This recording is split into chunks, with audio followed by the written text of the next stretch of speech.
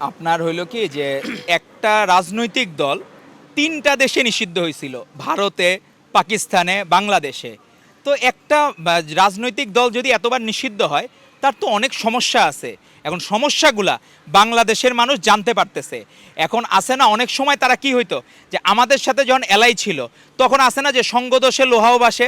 এখন আমাদের সাথে তখন যখন ছিল তারা ভালো ছিল, এখন যখন তারা হইলো কি ওপেন হয়ে গেছে, এখন ধরেন প্রধান বিরোধী দল হয়েছে, তখন হইলো অল্প পানির মাছ যখন একটু বেশি পানিতে যায় তখন নিজেও ধরাকে সরাজ্ঞান করে। তাদের মনের মধ্যে তারা এক সময় গুপ্ত ছিল, তারা নিষিদ্ধ আওয়ামী লীগের মধ্যে ছিল, তারা ছাত্রলীগের মধ্যে ছিল। এই যে আপনারা যে বলেন যে এখানে বাকিরা শিবিরের নেতারা, একটা নেতা সে গুম হওয়ার নাটক করছে আমাদের সরকারকে বেকায়দায় ফালানোর জন্য। একজন মানুষও বলতে পারবে না যে এই সময় শুধুমাত্র বিরোধী মত হওয়ার কারণে সে হোস্টেলে সিটের বাইরে আছে বলতে পারবে না, সে কোনোভাবে অন্যায় জুলুম নির্যাতন শিকার বলতে পারবে না। সেই জায়গায় তারা যখন বিরোধী দল হয়ে হঠাৎ করে অল্প পানির মাছ বড় পানিতে নেমে গেছে, সে খেয়েই হারায় ফেলছে।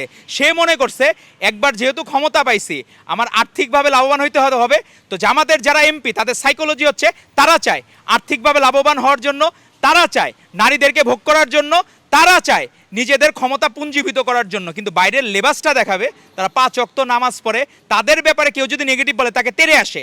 আপনি দেখবেন যে 23শে জুন যেদিন ওই যে ধানমন্ডি 32 নম্বরের সামনে জামাতকে প্রশ্ন করার কারণে সাংবাদিক বন্ধুদের দিকে তেড়ে আসছে তারা।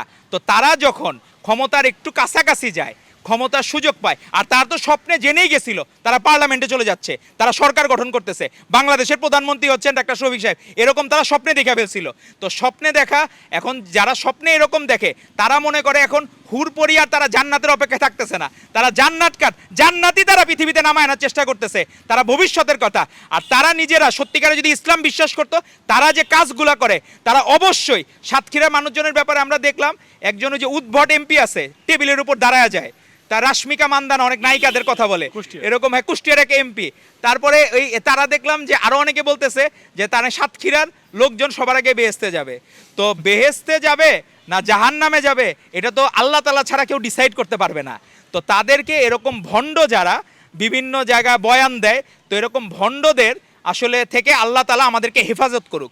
আমরা শুধু এতটুকুই বলতে পারি যে তারা যে হঠাৎ করে এরকম হঠাৎ করে তারা হলে বেফাস হয়ে গেছে এবং তারা নিজেদেরকে মনে করতেছে তারাই সর্বেসর্বা।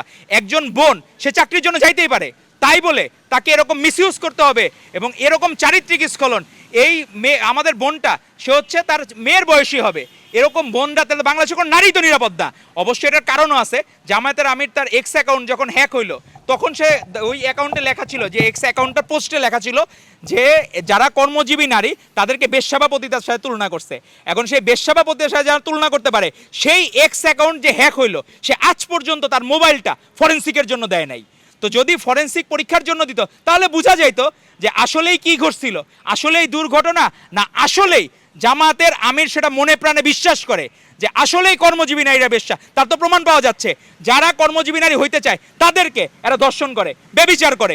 এটাই তো জামাতের এখন আদর্শের মূলনীতি হয়ে গেছে সেটা। তো আপনি যে বলেন তাদের স্ক্রিনিং, কি স্ক্রিনিং করে? তারা ভণ্ডামির স্ক্রিনিং করে, মুনাফিকের স্ক্রিনিং করে।